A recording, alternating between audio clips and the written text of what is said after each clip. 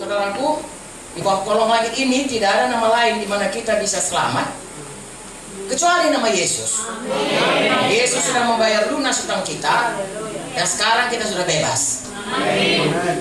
Apakah artinya bebas bagi kita? Sekarang saya mau ceritakan lagi satu cerita. Saudara mau dengar cerita? Amen. Tapi ini cerita kita. Saya mulai dari kitab Kejadian pasal 1 dan pasal 2. Nanti sambungannya kitab yang terakhir, Wahyu yang terakhir, Wahyu 21, 22. Saya cerita saja. Jadi saudara sudah sering mendengar cerita ini. Bagaimana Tuhan menciptakan dunia ini? Berapa hari diciptakannya? 6 hari. Hari ke-7 dia berhenti. Pada waktu dia ciptakan dunia ini, semua kita tahu Tuhan berkata, indah, baik sekali. Saya baca Kejadian 1 ayat 31. Maka Allah melihat segala yang dijadikannya itu sungguh amat baik.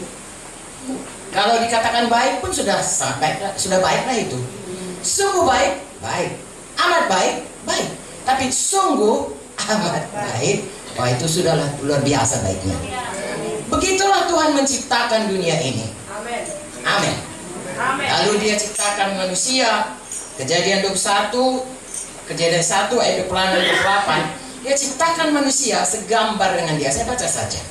Saudaraku, berfirmanlah Allah, baiklah kita menjadikan manusia menurut gambar dan rupa kita, supaya mereka berkuasa atas ikan-ikan di laut, burung-burung di udara, atas ternak, atas seluruh bumi, atas segala binatang melata yang merayap di bumi.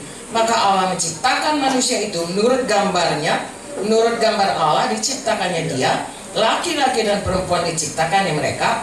Allah memberkati mereka dan Allah berfirman kepada mereka, beranak cuculah, bertambah banyak, penuhilah bumi, taklukkanlah itu, berkuasalah atas ikan-ikan di laut, burung-burung di udara, dan atas segala binatang merayap di bumi. Inilah kejadiannya, Tuhan menciptakan langit dan bumi dengan segala isinya termasuk manusia. Amin. Manusia diciptakan, kalau kita lihat dari ayat-ayat ini tadi, baik sekali, diciptakan segambar dengan Tuhan. Tuhan itu mulia, percayakah saudara? Amin. Makanya manusia pun mulia, begitu mulia. Begitulah mulianya. Pada waktu dia berdosa, kita baca saudaraku, kehilangan kemuliaan Allah. Roma 3:23 berkata, semua manusia sudah berdosa dan kehilangan kemuliaan Allah. Nah, Tuhan menciptakan manusia ini baik sekali, sungguh amat baik, mulia, segambar dengan dia, kudus, suci, mengasihi. Semua atribut ataupun kodrat ataupun sifat daripada Tuhan ada pada manusia. Pertama, Adam dan Hawa. Amin. Dikatakan berkuasa atas seluruh bumi, atas binatang. Kita baru mendengar mengenai coronavirus, ya. Pernah kalian dengar? Bisa mati ya? Padahal itu ternyata kecil, virus sudah nampak dengan mata, bisa membunuh. Di sini dikatakan manusia harus berkuasa. Tidak bisa binatang membunuh, apalagi kuman kecil.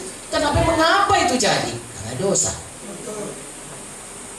Pada waktu manusia berdosa, kita tahu ceritanya saudaraku, bagaimana manusia itu disuruh, Kejadian 2, hanya untuk menjaga, memelihara Taman Eden.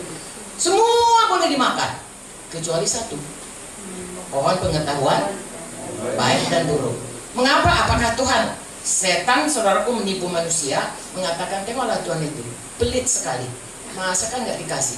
Padahal saudaraku, tidak mungkin Tuhan pelit, semua boleh, yang satu itu tidak boleh. Karena Tuhan mau kita tahu baik dan jahat dari Tuhan. Kalau kita tahu dari pengetahuan kita, maka saudaraku, kita rasa kita saja yang benar, padahal menurut Tuhan belum tentu benar. Itu sebabnya saudaraku, Tuhan minta kita bergantung kepadanya. Hanya itu diminta Tuhan. Dari semua saudaraku Tuhan sediakan sangat baik. Tuhan minta kita patuh, percaya, patuh kepadanya, bergantung kepadanya.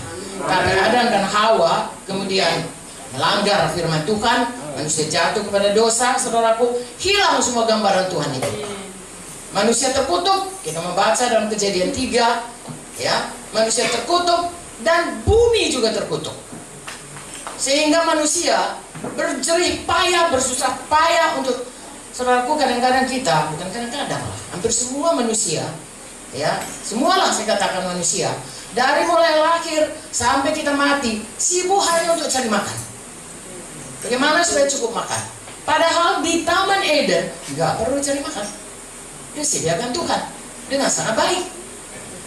Begitulah akibat dosa. Sampai kemudian bukannya manusia tambah baik. Sekali dia Adam dan Hawa memilih untuk melawan Tuhan, keturunannya juga demikian. Dia punya anak Kain, dibunuhnya adiknya. Seterusnya, sampai pada zaman Nabi Nuh, Tuhan berkata, menyesal aku menciptakan manusia, karena kejahatan mereka sudah demikian sehingga dimusnahkan dengan banjir. Lalu kemudian Nuh mendapat kasih karunia. Lalu Nuh juga, saudaraku, sesudah dia lepas dari banjir itu, mulai lagi berdosa. Anaknya kena kutuk lagi. Sampai kemudian ada seorang keturunannya namanya Nimrod, mendirikan menara sampai mau mengatasi ke langit. Jadi manusia berdosa mulai dari Adam dan Hawa sampai sekarang ini. Tidak ada yang tidak berdosa.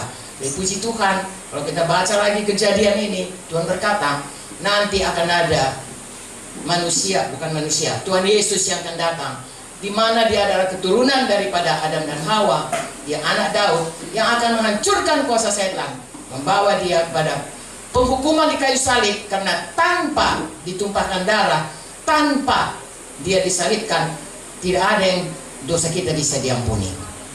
Itu sebabnya, saudaraku, kita melihat bagaimana kita semuanya harus bersungguh-sungguh hati, seperti anak gadis tadi. Kalau kita diperbudak setan oleh karena dosa, semua, sebab firman Tuhan berkata dalam buku Roma, kepada siapa kita taat, dialah yang memperhamba kita. Kalau kita taat kepada dosa, selalu hidup dalam dosa, kita hamba dosa. Kalau kita taat pada kebenaran, kita hamba kebenaran. Kita melihat manusia selalu hatinya cenderung kepada dosa, sehingga manusia sebelum ketemu dengan Yesus semua hamba dosa. Tapi sekali lagi Yesus datang supaya membebaskan kita dari perhambaan dosa dan membuat semua kita menjadi hamba kebenaran.